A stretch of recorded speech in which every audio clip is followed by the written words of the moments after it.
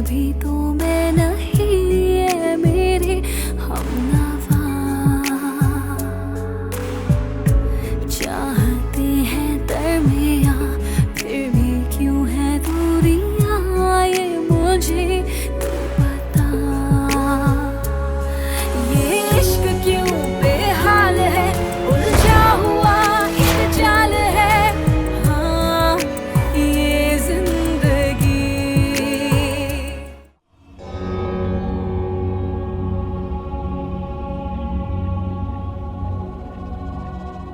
ساعت نزدیک 12. میخوام چلمو شروع کنم. تو هم باید میومدی. مگه یادت رفت؟ حضرت بیبی من خوب درگیر عشق و عاشقیت بودی؟ دلنواز، عروسی تو با فؤاد بخشی از نقشه منه. یادت نره که تو کنیز و موکل منی. میتونم هر کاری ازت بخوام. کنیزتون حاضر حضرت بیبی. باید همه چی اونجوری که نقشه ریختم پیش بره. 3-4 روز اون پسر رو نمیبینی. بذار تو خماری بمونه. بذار از این فکر دیوونه شه که عروسش کجا رفته. خیلی خوب میدونم این قضیه چی به سر شیده میاره. یه چیز دیگه، دلنواز، تو که میدونی نباید هیچ رابطه احساسی با اون پسر داشته باشی. انسان و جن نمیتونن با هم نسبتی داشته باشن. میدونی که فقط و فقط باید به حرف من گوش بدی. اگه سعی کنی کار دیگه ای کنی با دعاها میسوزونمت و خاکسترت میکنم.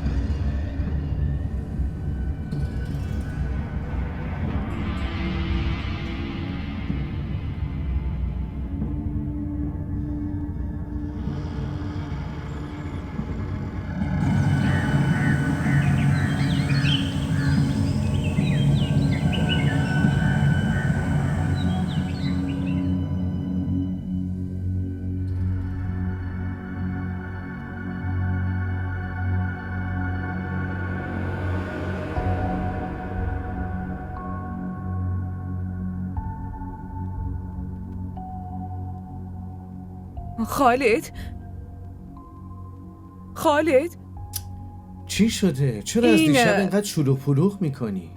در بیرونو کی باز کرده؟ من باز نکردم. خودت هم میدونی من باز نکردم چون پیش خودت خواب بودم.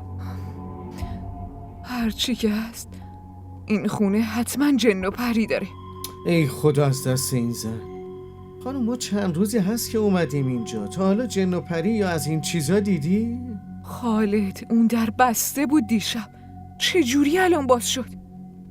ای بابا حتما پسرمون باز کرده. اما خالد اون در کاملا بسته است. فؤاد چجوری میتونه بازش کنه؟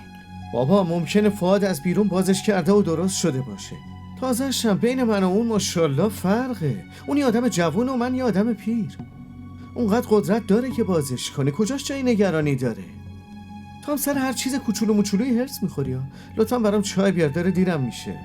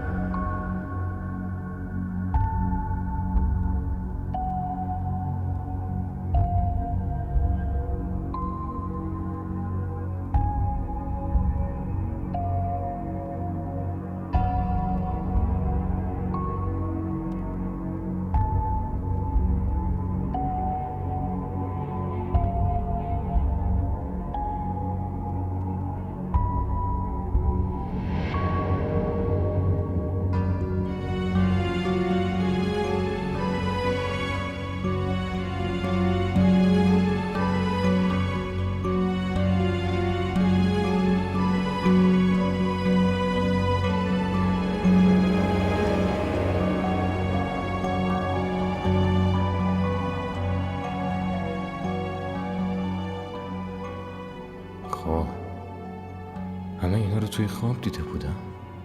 عروسی؟ واقعا با دلنواز عروسی کرده بودم.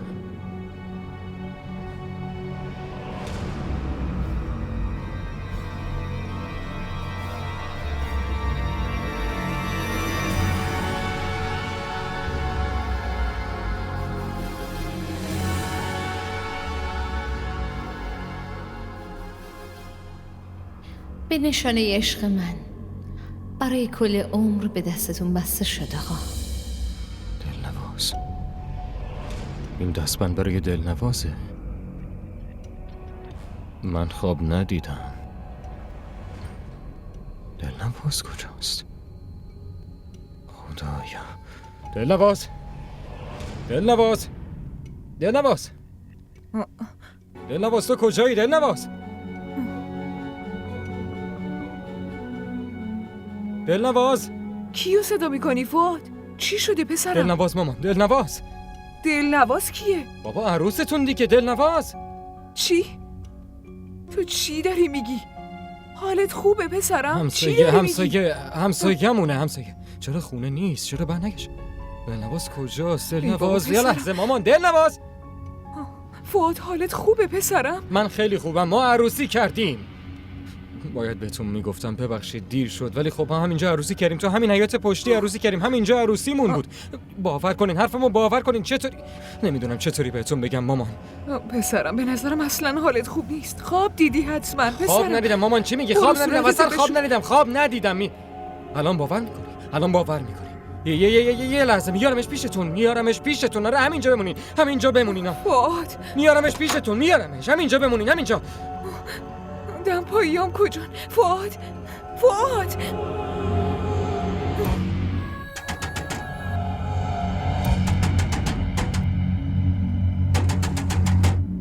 کیه؟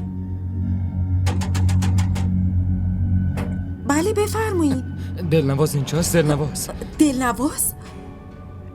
خواهر کوچیکتون دلنواز. اینجا دلنواز نداریم، شما اشتباه میکنید. اشتباه نمیکنم. نمیشه. کجا داری میری؟ دلنواز. ببینید چی میگم. دلنواز. اینجا زندگی نمیکنه. دلنواز.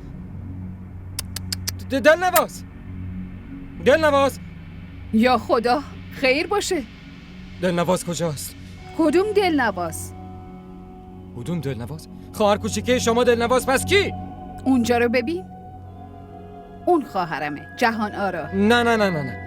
اون از اینم کوچیک‌تره. دلنواز دارم میگم. دلنواز کجاست؟ من یه خواهر دارم، جهان آرا. گفتم اسمش دلنواز نیست. چی؟ حالتون خوبه خواهر؟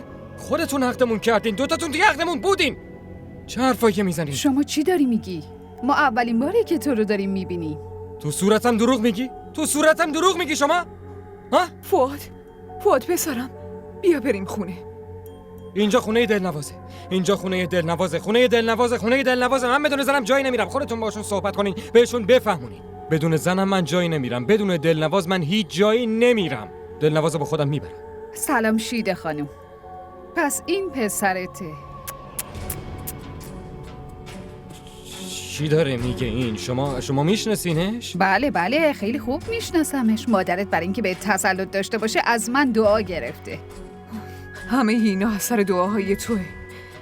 همه چی برعکس شده. پسرم عقلشو از دست داده. اصلا عقلمو از دست ندادم. توی خونهشون غذا خوردم. خود دلنواز بهم گفت اینا خواهرای بزرگشن، عالم آرا و جهان آرا. درسته؟ دارم درست میگم؟ پس همه چیو میدونم. توی صورت من دروغ نگین. شما حقه بازین. چرا حقه بازیم؟ بگو دیگه. شیده خانم، پسرتو از اینجا ببر. آدم خطرناکه وگرنه پلیس خبر میکنه. پلیسو خودم خبر میکنم. دروغ میگین. حقه بازن. اینا حقه بازن مامان. دارم میگم. خبر کنی چی میخوای بگی ها؟ خونه برای تو. برو نگاه کنی دلنواز هر کی که هست. حقه بازا. اینا به حقه ما بازن. نشونش بده. دلنواز کجایی؟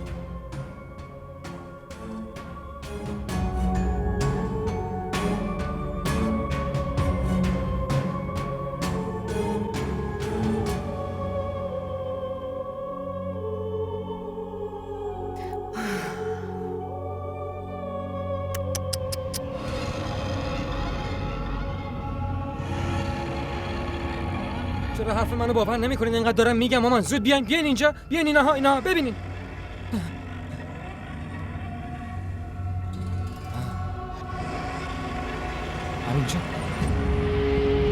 همینجا بود مامان، همینجا بود به خدا همینجا بود. اینجا من اینجا بودم. اینجا دلنواز وایساده بود، همینجا منم پیشش بودم. خیلی خوشگل شده بود مامان، همینجا وایساده بود. نگاه کن عروسیمون بود. همینجا عروسیمون بود، خیلی خوشگل شده بود، خیلی قشنگ بود، لباسش خیلی قشنگ. اونا اونجا وایساده بودن، دو تا حقه باز اونجا وایساده بودن، خواهرش اونجا وایساده بودن. همینجا ما عروسی کردیم مامان. چه جوری بگم؟ من دروغ نمیگم، اونا دارن دروغ میگن. به خدا مامان من خیلی خوش تیپ شده بودم، خیلی خوب بودم مامان. به خدا ما عروسی کردیم، اونا دارن دروغ میگن. همه اینجا عروسی بود، برو آدم بود مامان. من خیلی خوب شده بودم مامان. از اصلا ناراحت شدی؟ بهتون نگفتم، نتونستم بهتون بگم. منو ببخشید، من بهتون نگفتم. تو رو خدا منو ببخشید مامان، تو رو خدا. بریم خونه پسرم. بدون اون نمیتونم. اون میومد خونه برام غذا می آورد. دارم بهتون میگم غذا برام می آورد. تو بیمارستانم میدیدمش. آره بیمارستانم میومد. مگه دروغ دارم بگم؟ من پسرتونم. اینو ببین. دیشب اینو دستم کرد، خودش دستم کرد. نشونه عشقشه. خونه میومد خونه. حرفمو باور کنین. بدون دلنواز نمیتونم زندگی کنم. یه کاری کنین مامان، چون تو رو خدا یه کاری بکنین. من بدون دلنواز نمیخوام. من دلنوازو میخوام. تو میگم مامان من دلنواز. حالت خوب نیست. بیا بریم خونه. خسته شدم مامان. فؤاد عزیزم بیا بریم خونه. تو حالت خوب حرفمو باور کن مامان. باور کن عزیزم. فؤاد کسی نیست؟ کسی اینجا نیست؟ باشه پسرم. جهانا را، عالما را. باشه پسرم. باشه فؤاد، باشه پسرم. خالد ای خدا. فؤاد کسی نیست.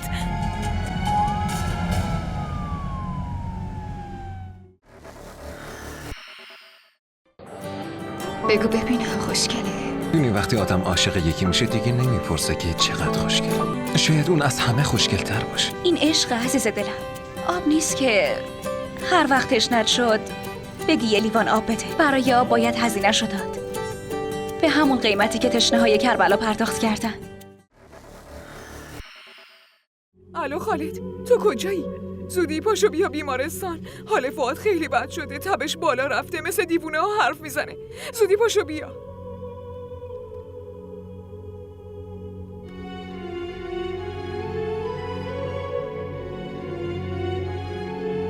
چی شده دلنواز؟ برای چی اینجا وایسادی؟ همینطوری. کاری دارین خانم کوچیک؟ منو ببین. دلنواز تو داری گریه میکنی؟ نه، من جن‌زاده هستم، نمیتونم گریه کنم. چی شده دلنواز؟ نکنه یه وقت عاشق اون پسر شدی؟ من غلام حضرت بیبیم، حق ندارم به میل خودم زندگی کنم. عشق که دیگه خیلی بعیده. چی کار کردی دلنواز؟ تو عاشق یه انسان شدی؟ من این کارو به قصد نکردم.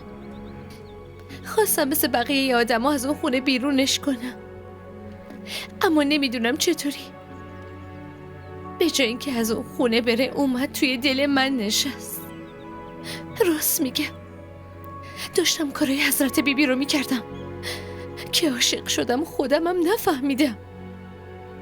الانم که باهاش عروسی کردم، چطوری دور از اون زندگی کنم؟ من میتونم احساسات تو بفهمم دلنواز، میتونم بفهمم. هیچ کس نمیتونه حال دلنوازو بفهمه. از نظر شما من برای یه عالم دیگه، جایی که موجوداتش نه قلبی دارن نه احساسی. فقط حضرت بیبی منو اجیر کرد، چله گرفت و منو غلام خودش کرد.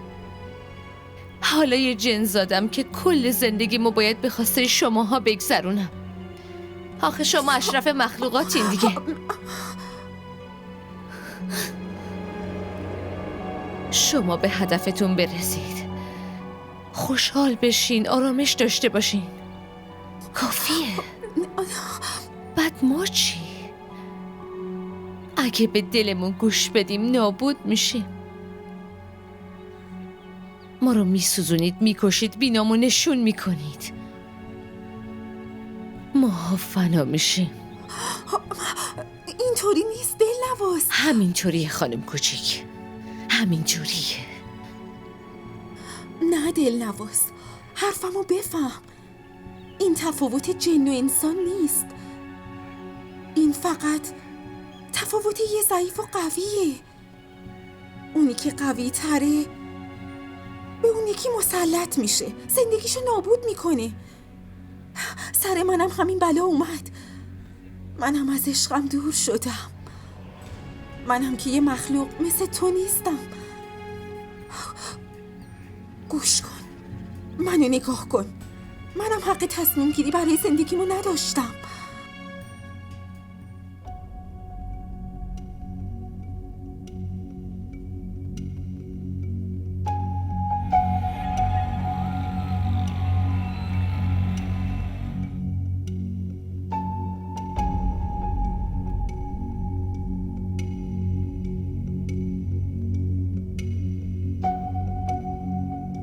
سلام شیده. چی شده؟ حالش چطوره؟ نمیدونم خالد. الان دکتر امجدم صدا زدن. هیچی نمیدونم، نمیذارن برم داخل. خالد بچه‌مون چش شده آخه؟ تا دیروز که خیلی خوب بود، یه دفعه چش شد. نمیدونم چه شده خالد. چه حرفایی میزنه.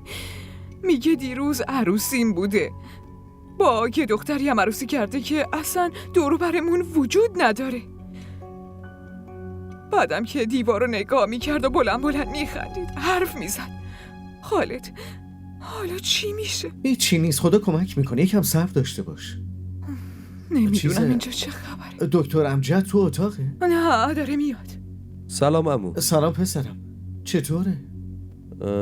عمو جون، باید بگم حالش خیلی بهتره. یکم تب داشت که اونم پایین اومده. آزمایش خونم ازش گرفتیم، ولی یه سری حرفا میزنه که واقعا عجیبه. همش داره دلنواز صدا میکنه. به هوش اومد میخواست فرار کنه، جلوشو گرفتیم. بهم گفت دارم میرم پیش دلنواز. خب منم دکتر سمیر رو صدا کردم. ایشون از بخش روانپزشکیه. اما فکر میکنم تو این وضعیت لازمه ایشون بیاد. میتونیم ببینیمش؟ ببخشید اما الان نمیتونید ببینیدش. یکم پرخاشگری میکرد، بهش آرام بخش دادم. یکم دیگه که به هوش اومد میتونید ببینیدش. باشه؟ خیلی خوب باشه. ببخشید. خیلی ممنون. با اجازه. دیگه مغزم نمیکشه. صبر. کارین دخترم، یکم سوپ بخور، برات سوپ درست کردم. حداقل یکم جون میگیری. ببین رنگ چقدر زرده. مامان شما چتون شده؟ واسه چی فکر میکنین من مریض شدم؟ من خیلی هم حالم خوبه. اصلا میدونین چیه؟ الکی از دانشگاه هم مرخصی گرفتین واسم. امروز آخرین کلاسم بود. حالا دیگه همه رو بعد امتحان فاینال میبینم. دخترم چی کار میتونستم بکنم؟ دیشب خیلی ترسیدم. خودم هم خیلی ترسیده بودم مامان. ولی اشکال نداره. فقط یه خواب بود. خب همه خواب میبینن. کسی هم که اختیار خوابشو نداره. کارین دخترم، من میدونم تو نگرانی، خیلی ترسیدی. برای چی سعی میکنی با گفتن اینا الکی آرومم کنی وقتی میدونی که لازمه من همراهت باشم عزیزم؟ خب بهم بگو برای چی تنهایی تحمل میکنی؟ مامان اگه فؤاد واقعا در خطره، پس چرا من نشونه هاشو میبینم؟ دیدن چند باره اون درویش، همشم به هم میگفتن که من باید یه نفر رو نجات بدم. گفتن که فؤادو اصلا تنهاش نذار. مامان مطمئنم فؤاد توی خطری هست. دلم داره اینو به هم میگه.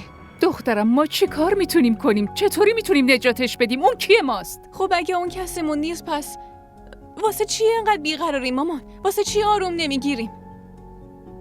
حتما یه راه نجاتی هست مامان. باید یه راهی باشه.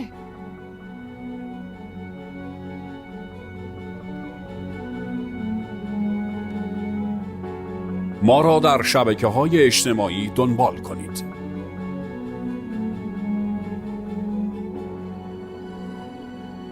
همه اینا به خاطر خود تو اشیده. لجبازی و بی‌مراعاتی تو فؤادو کشونده اینجا. تک به سر تو. دیوونه، برای چی خودت با دست خودت به این روز در آوردیش؟ حتما دعای عالم‌آرا برعکس شده. آره، خیلی اینو شنیدم. وقتی دعا برعکس عمل کنه، آدمای خیلی خوب و خاصم میتونن دیوونه بشن. یا شایدم جدایی از کارم فؤادو به این روز انداخته. عالم‌آرا ازم پول گرفته. برای چی دعای اشتباه بده برای بچم؟ تازه اونا از اولش حواسشون به قضای فؤادم بوده. نه، کار اونا نیست. فؤاد 100% چون از من دور بوده به این حال افتاده. حتما همینه.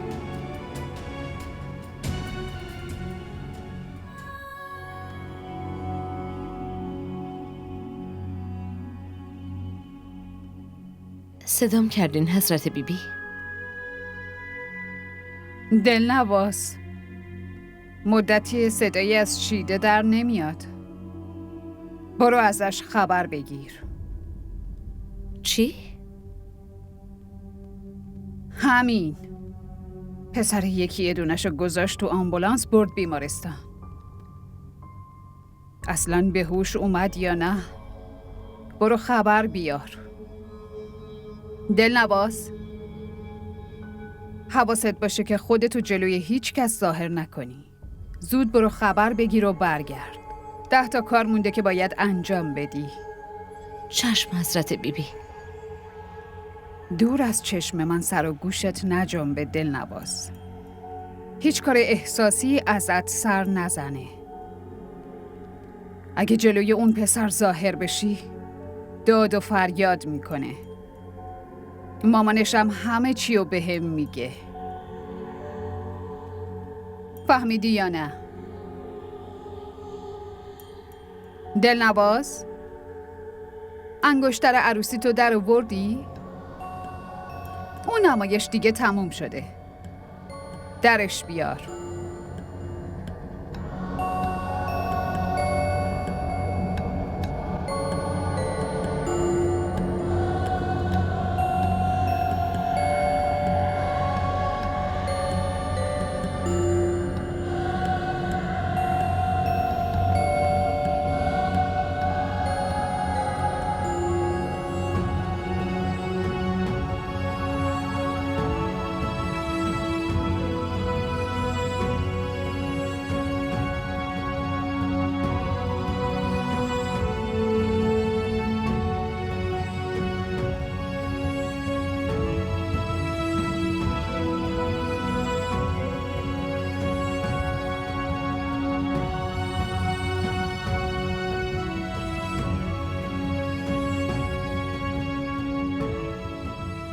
حالا برو.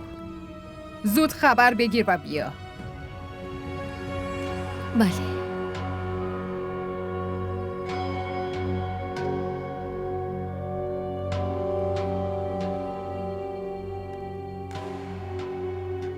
شیده خانوم، عالم‌آرا یه درسی بهت میده که از این خونه بذاری بری یه جای دور.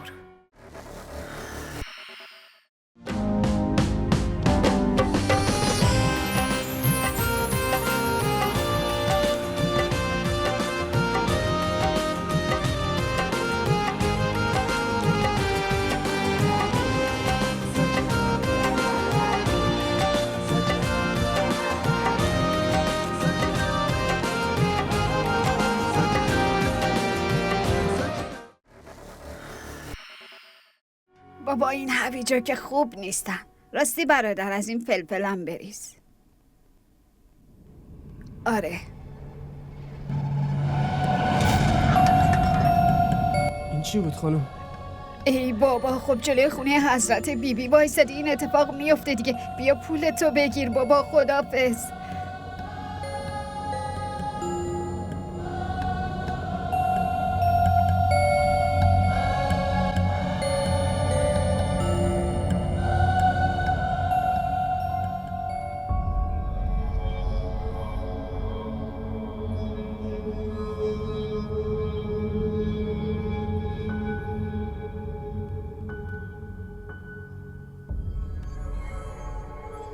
فؤاد پسرم به هوش اومدی عزیزم؟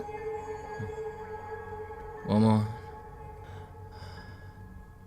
دلنواز کجاست؟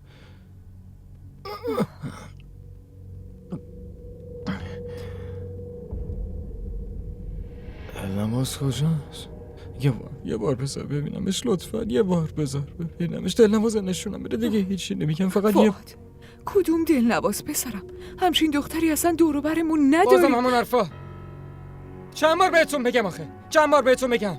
چرا حرف منو نمیفهمین؟ چرا حرفمو نمیفهمین مامان؟ فؤاد عاقل شو پسرم. این چه حرفایی داری میزنی تو؟ آخ دلنواز زنمه، زن منه مامان. لطفا پیداش کنین. دلنواز یه جایی رفته. چرا نمیفهمین؟ دارم دروغ میگم؟ باور کنین حرفمو قبول ندارین؟ مامان لطفا صداش کنین. خدایا بچه‌م. سلام خاله جان. سلام عزیزم. فؤاد به هوش اومد؟ آره تازه به هوش اومد. فؤاد دکتر من باید برم. نه الان نمیتونی بری. نگاه کن دکتر سمیر اومده تو رو ببینه. آقای دکتر شما حرف منو متوجه نمیشین. من حتما باید برم، کارم خیلی ضروریه. لطفاً بذارین برم لطفاً. ببین فؤاد من حرفتو میفهمم. خواهش میکنم به حرفم گوش کن. من باید با خاله صحبت کنم. صحبتمون که تموم شد تو برو. اصلا برو خونه باشه. آقای دکتر متوجه نمیشین. لطفاً بذارین برم. ولی فعلا بشین. یکم با دکتر سمیر تنهات میذارم. خاله بیا بیرون.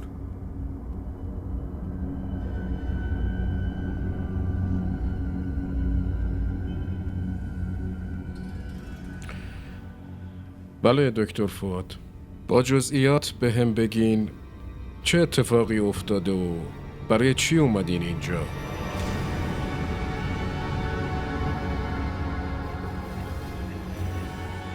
خاله دکتر سمیر یه روانپزشک خیلی معروفن. باید بگم که از لحاظ پزشکی فؤاد هیچ مشکلی نداره. منظورم اینه آزمایش خون ازش گرفتیم، اسکن مغز، ام‌آرآی همه رو انجام دادیم. همه چیش نرماله. پس یعنی پسر من از لحاظ روحی مریضه؟ الان نمیتونم چیزی رو قطعی بهتون بگم خاله. ولی دکتر سمیر تو بیمارستان خودمونن. دکتر خیلی حاذقین. خودشونم فؤاد شخصا میشناسن. مطمئنم کمکش میکنن. عمو کجان؟ اون رفته خونه غذا درست کنه. من همین یه پسر رو دارم. اگه چیزیش بشه هیچ وقت خودمو نمیبخشم. خاله جان لطفاً قصه نخورین. من که دارم میگم ایشالله درست میشه. فقط دعا کنید. بشینید من یکم کار دارم.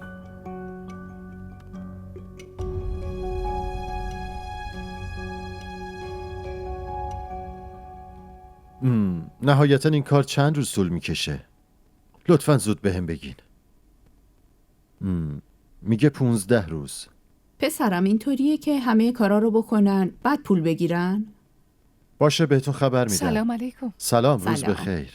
یه لحظه اجازه بدین. بفرمایید. اشکالی نداره. تشکر. برای چی شما زحمت کشیدین؟ به کارن میگفتین اون می آورد. بله اون می آورد ولی راستش کارن خونه نیست. حالش خوب نبود، برای همین دانشگاه نرفت. خونه دوستش رفت که بپرسه امروز چی کار کردن. چیزی شده خاله؟ آخه یه دفعه زنگ زدین که بیایم. آره خب گفتم که ببینمتون، بعدم موافقین زودتر مراسم عروسی رو بگیریم؟ ولی برنامه‌مون این بود که کارن امتحاناتشو بده، بعدم ناصر کاراشو برای آمریکا بکنه، بعد دخترمونو ببریم خونه. بله کاملا درست میگید، ولی مادر دخترم میخوام هرچه زودتر این مسئولیت از دوشم برداشته بشه. درسته. خب پس برنامه‌تون چیه؟ من گفتم تو همین ماه، منظورم اینه که 15 روز دیگه کارنمون امتحانش تموم میشه. یه هفته هم کارا طول میکشن. خب تا 28م هم جمعه است، روز مبارکیه. خب نظرتون چیه؟ ببینید این که خوبه، ولی من باید با پدر ناصر صحبت کنم، خبر میدم. البته مامان، بابا که مخالفتی نداره. اگر که خاله مشکلی نداره ما هم میتونیم آماده بشیم. باشه پسرم. آخه میدونید تصمیم نهایی رو پدرش میگیره، برای همین من 1-2 روز دیگه خبر میدم. باشه خوبه. هر طور میلتونه. آره فکراتونو کنید جواب بدید. بفرمایید، چیزی نخوردید پسرم؟ بفرمایید لطفاً. شما هم بفرمایید. خودم برمیدارم. ممنونم. ما را در شبکه‌های اجتماعی دنبال کنید. حال آقا از دوری من چطور شده؟ باور نمی کنم انقدر عاشقم شده. انقدر کنیزی آدمای سنگ دلو کردی دلنواز که خودت هم سنگ دل شدی.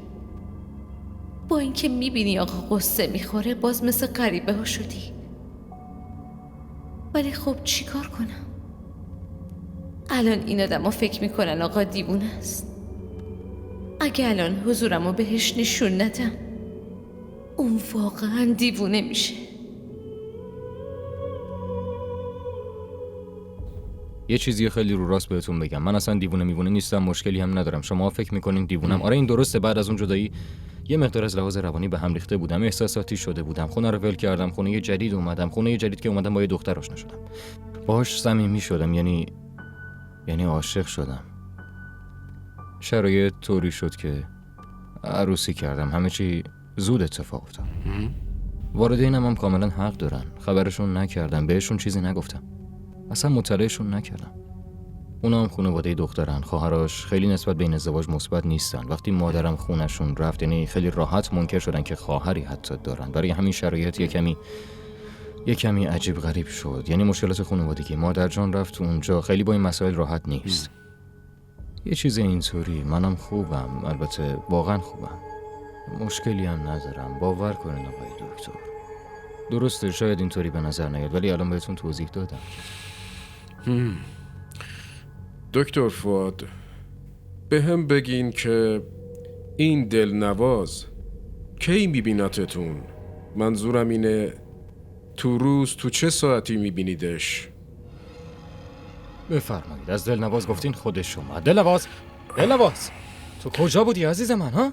چقدر چرخیدم، چقدر دنبالت گشتم، بعد 2 خواهرات رفتم خونتون بیارمت. دکتر فؤاد، اونا میگفتن تو نیستی، اصلا وجود نداری. دروغ میگفتن همش. اینجا هیچ کسی نیست، آروم باشید. بیا آقای دکتر رو ببین. بیا اینجا. آقای دکتر این دلنواز همسرم. دکتر فؤاد اینجا هیچ کسی نیست. چی؟ داری شوخی میکنین آقای دکتر؟ اونجا وایساده نمیبینینش؟ من متاسفم ولی هیچ کسی رو نمیبینم. دارین به هم دروغ میگین؟ فقط اینجا وایساده، این دلنواز اینجا وایساده، نمیبینینش؟ دلنواز تو اینجای بازم آقای دکتر نمیبینت؟ من نمیفهمم. بهم دروغ نگین. لطفاً بیاین. من دروغ نگین، من اینجام. داریم بهم دروغ میگین. این خواهرش با خواهرش ریختین رو هم دیگه. بیاین. همه چی رو فهمیدم. چقدر بهتون پول دادن؟ ها؟ چقدر پول گرفتین؟ بهم بگین چقدر پول گرفتین؟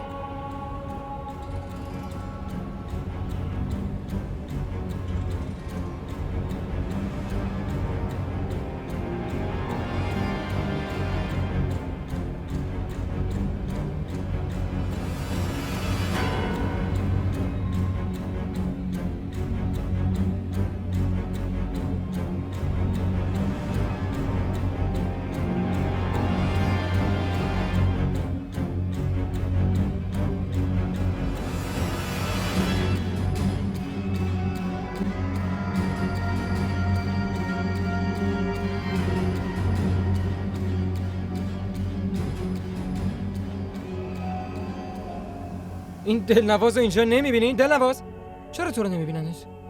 باشه خب نمیبینینش، مشکلی نیست. دلنواز نمیدونم چرا نمیبیننت، اما لطفاً یه چیزی بگو تا گوششون کار بیفته. آره یه چیزی بگو. یه چیزی بگو تا بتونن بشنون. لطفاً آروم باشید. دارم با تو حرف میزنم، یه چیزی بگو. آروم باشید. دلنواز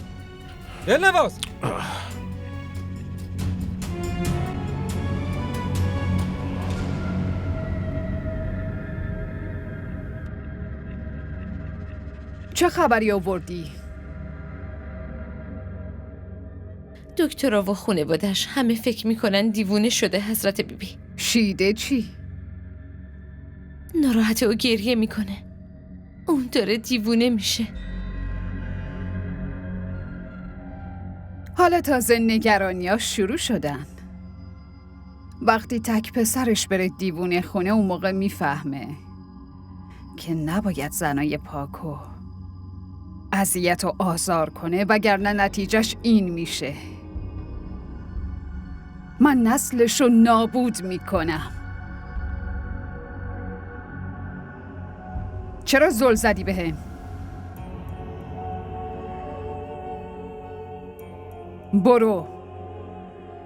برو خونه زلیخا. پول خوبی داده برای دعامون.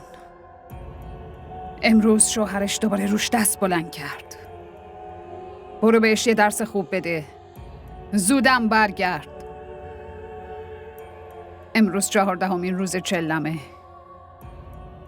از امروز اذیتاش بیشتر میشن. قبل از ساعت 12 بیا. برو دیگه.